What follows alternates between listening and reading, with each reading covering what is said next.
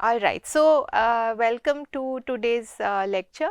Today we'll talk about RSA encryption. This of course is the most famous encryption scheme. It's used literally everywhere, and this is of particular relevance to us in this course because this is the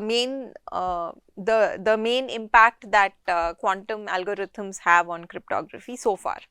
Okay, so far we have this RSA encryption which is used everywhere. There's also El-Gamal which we saw last time, which is also broken by quantum, but this is the primary one and that's what we'll study today. Okay, so to begin with, let me just recap all the things that we laid out so far so that everyone's on the same page. So if you remember, we had this this GenRSA procedure, GenRSA algorithm, and its role is to output a composite modulus n, capital N. Okay, so its role is to output a composite modulus n, which is the product of two primes p and q, right, and E and D such that these conditions hold. So in particular, E and D are inverses of each other mod phi of n. All right. So we already saw this in great detail, and this is just the way to generate the modulus, the public key and the private key. Recall the RSA assumption. Okay, so the RSA assumption is going to tell us that relative to this GenRSA procedure, there is some hard problem. So let's try to remember very precisely what the RSA assumption is going to be. So towards this, if you remember, we had defined this RSA experiment. Okay, so here basically you run the procedure from the previous slide, you get n, E and D, yeah, and then you choose a random y from Zn star and you give the adversary, any polynomial time adversary, you give this adversary n, E and y, okay, and it is supposed to output an x such that x to the E is congruent to y in Zn star, yeah. So it is supposed to output an x such that this condition holds, all right. And if this condition holds, then we say that the output of the experiment is 1, otherwise 0. And we said that the RSA problem is hard relative to this GenRSA procedure if for any PPT algorithm A, there is a negligible function such that the probability that the adversary outputs 1 in the above experiment is negligible. So I am going over this quickly now. All of these terms we have carefully defined, right? We have carefully defined negligible, we have carefully defined this term here, right? So we are just recapping this right now. And the RSA assumption,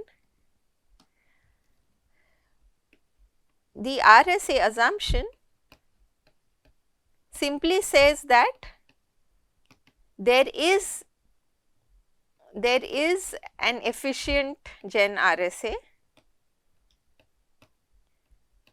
such that this RSA experiment or RSA problem, let's use the same notation, okay, such that the RSA problem is hard relative to it.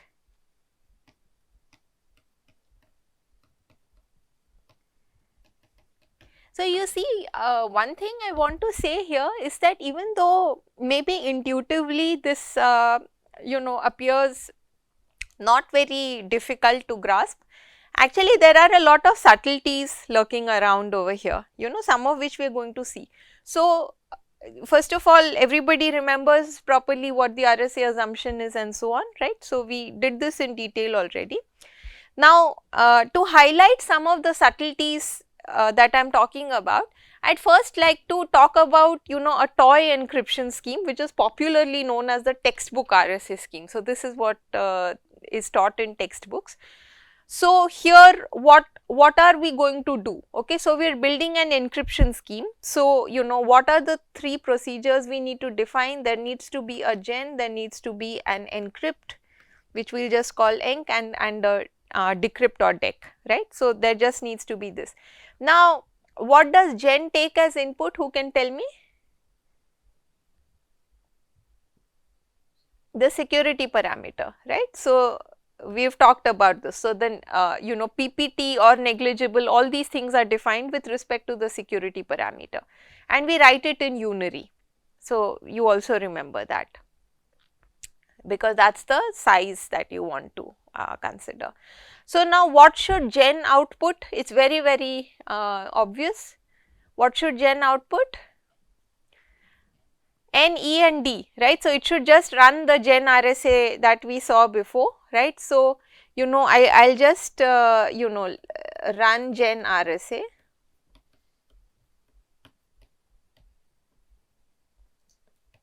and output N, E and D such that E times D is 1 congruent to phi n. Okay. So, this part is easy.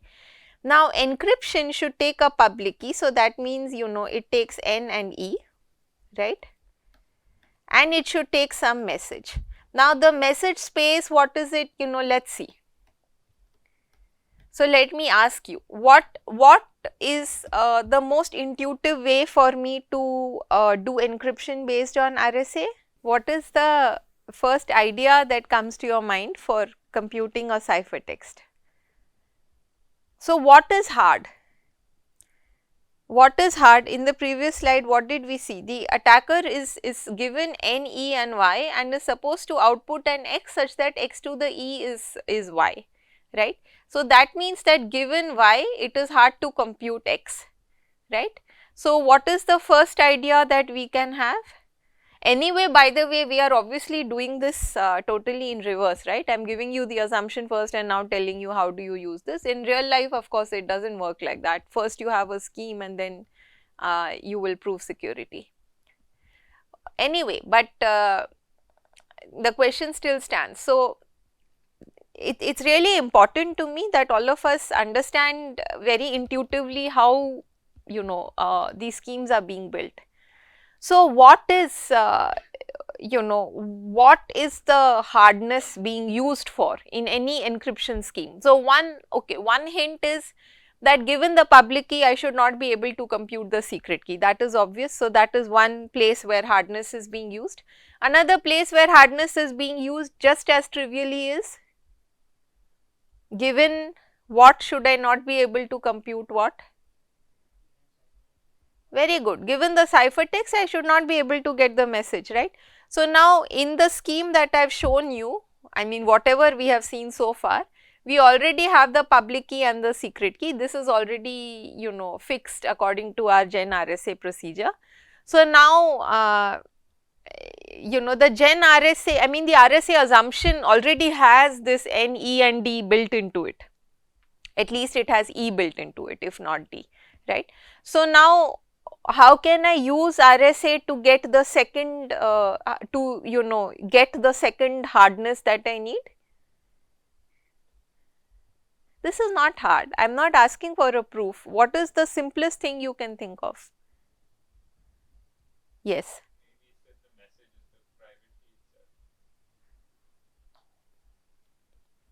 So, he is suggesting setting the message as the private key. So, that does not work at all in any way. Why is that? Can you think and tell me? A private key is a one-time artifact of the system, right. There is one public key, one private key. I want to send, you know, thousands of messages. So, why will I say, I cannot set the message as the private key for that reason, point 1. Point 2 is that you know, now we are being rigorous. So, when we are being rigorous, right, we have to talk about which algorithm takes what as input and gives what as output. So, now our gen algorithm is outputting the, you know, the public key and the private key, right. So, the gen algorithm, what is its input? It is only the security parameter. The key generation algorithm does not have any message. So, that is another basic syntactic reason why I cannot set the public key, I mean I cannot set the message as the private key. Nevertheless, it is a nice way of thinking. So let's take that further. So you have the right idea that it should be hard for me to recover the message given the private key.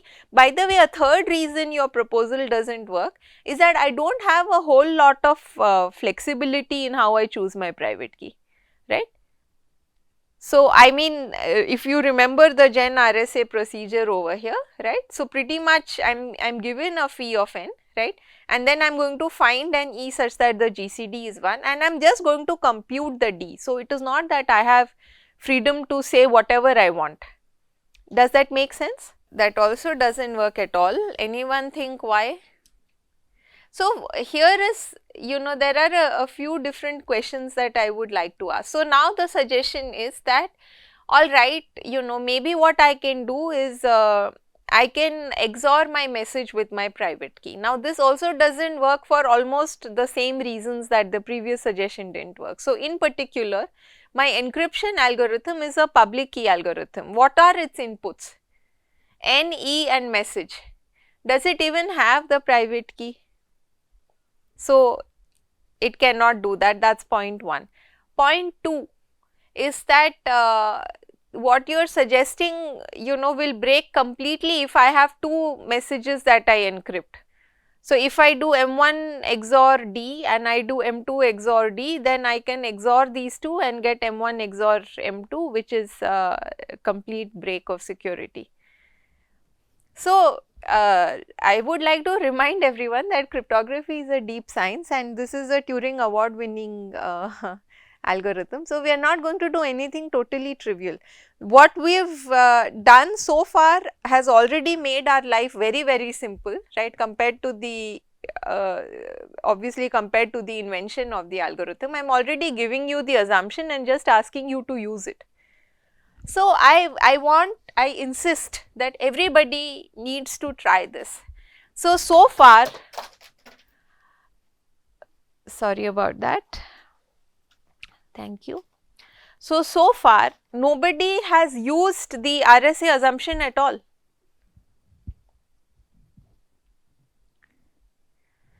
All that we have done so far is, we have tried to use this public key and private key.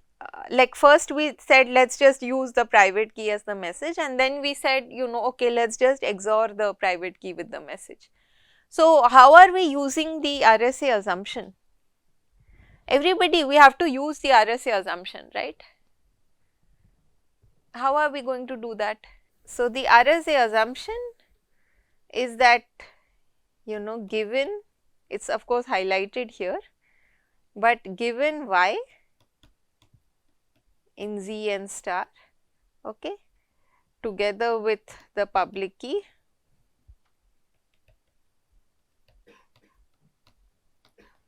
it is hard to compute x such that x to the e is congruent to y mod n. This is the RSA assumption, yeah. So how are we going to use this as a source of hardness? Does everyone agree we have not used this so far? Excellent, good. That is exactly what I was waiting for. So the simple idea is that, okay, I mean so given y, it is hard for me to compute an x such that x to the e is y. So it is very, very natural then to think of y as the ciphertext, right, and to think of x as the message, isn't it? Because you want that given the ciphertext, it should be hard to compute the message. So this is a very natural idea. So idea is compute m to the e mod n. Okay, and now to decrypt. So if I have, let me call this as C. I define this as, let's even make it CT to be very, very explicit. So now if I have CT and now I have the decryption key D, then how do I recover the message? Very good. So, Ct to the power d mod n, right, and why does that work? Because you know this should be m to the e times d, right, which is m to the 1 mod n, which is n, which is m. Why? Because E and D are multiplicative inverses mod phi of n, and the order of the group is phi of n. So, that is what you will be wrapping around in the exponent, right.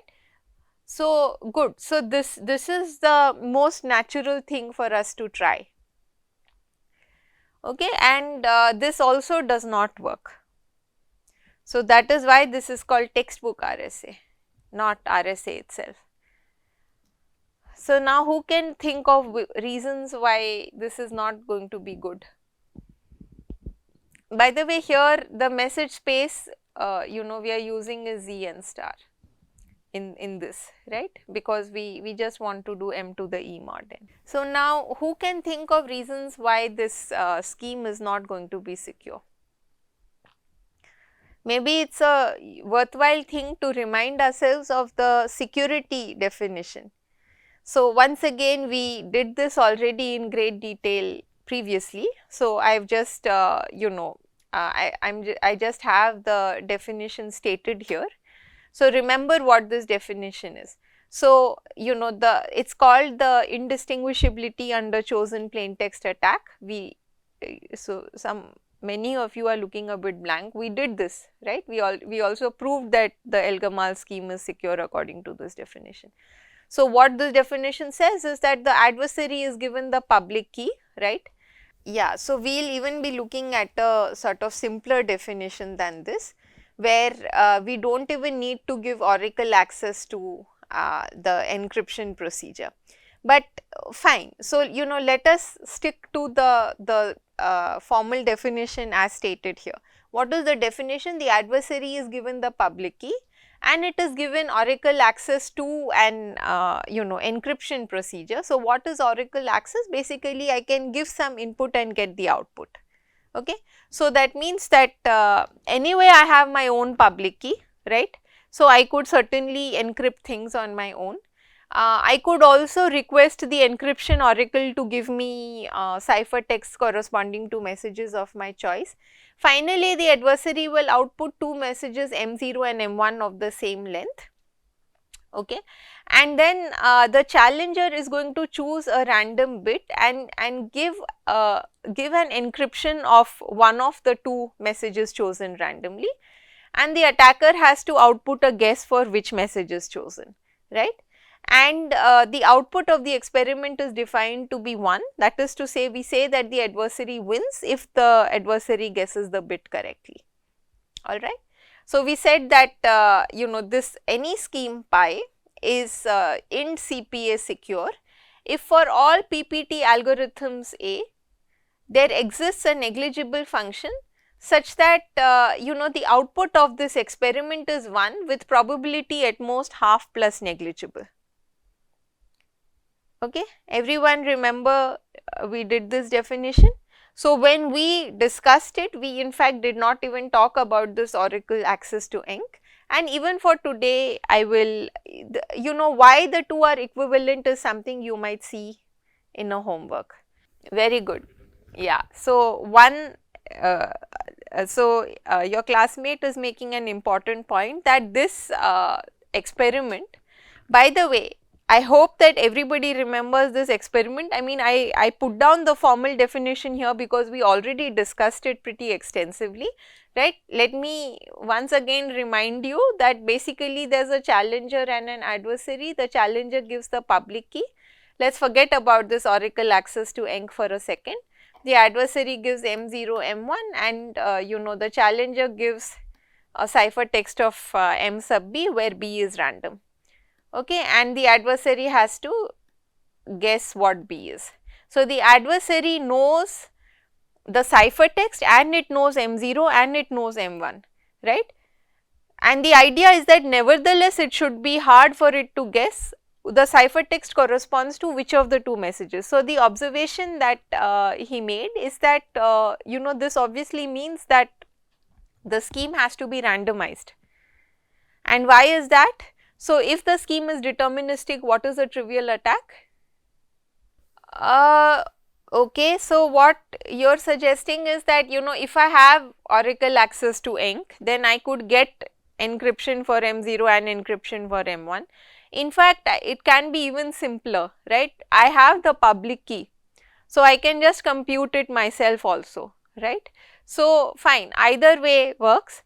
The point is that you know, if I know M0 and M1 and my scheme is deterministic and it is also public key, so I can also compute it myself, right, the ciphertext, then obviously I can just compute the ciphertext myself and check what the ciphertext I received corresponds to. So, for any deterministic scheme, this definition cannot be satisfied, it is trivially broken, right. And remember that this game, I would like to sort of re-emphasize this, even though we have talked about it before, that all the security games that or security definitions that we have in cryptography, which are typically game based, the reason that we define them the way we do is to capture all real world attacks as well as possible, right. So, here the idea is that basically I want to give the adversary everything that I can, I just want to hide a single challenge bit, right, and let the adversary guess based on that. Okay. So, the in the real world, I mean, there are sort of, in the real world, you know, I am not going to be sitting and playing this game, right. But in the real world, what kind of attacks can come about if I have a deterministic encryption scheme? Like one thing I had suggested earlier was, you know, if we are encrypting letters of English, then we know that E is the most frequent letter. So, then I can just see in the ciphertext, you know, which is the most frequent symbol, and I can decode that to E, and so on and so forth, right. So, I can mount sort of dictionary type attacks if I have a deterministic encryption scheme. Moreover, I can do other things, like for instance, you know, I can if I have a guess for the message, then I can compute and see if like if my message space is small, right, if I am expecting somebody to say 1 of 5 different things, I can encrypt them and check and see, right. Or if I have 2 data streams which are encrypted, I can compare if you know, the underlying messages are the same or not just by comparing the ciphertext. So, there are a lot of attacks in the real world that I can mount, which are being in a very concise way captured by this definition. So, this is really important to understand and internalize that, you know, a lot of us, when we first encounter these definitions, we feel like this is such a silly definition because, you know, what challenger, what attacker, why, like students have asked me, why should we even talk to the attacker? It's a very good point, right, but you see what it is capturing here. So, the definition captures all these attacks, right, because all these attacks which I just now described are captured by the idea that the scheme is deterministic, right, and therefore, we in this definition sort of mimic that possibility by simply giving the adversary all possible messages. In fact, we say you can choose them yourself, right. So, there are only 2 messages, you know them both, right, and the only thing you do not know is the hidden bit B that I chose. So, all these attack scenarios are being captured by this definition. Okay, good. So, you know what goes wrong is that, well, encryption is deterministic.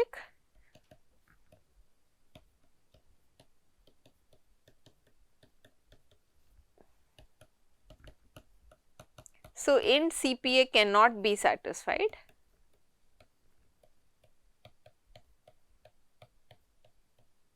right. A can itself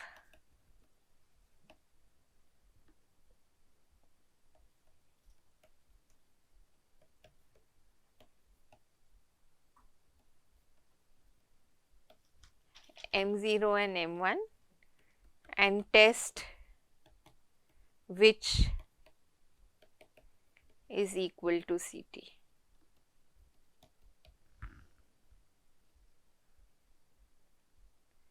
Okay.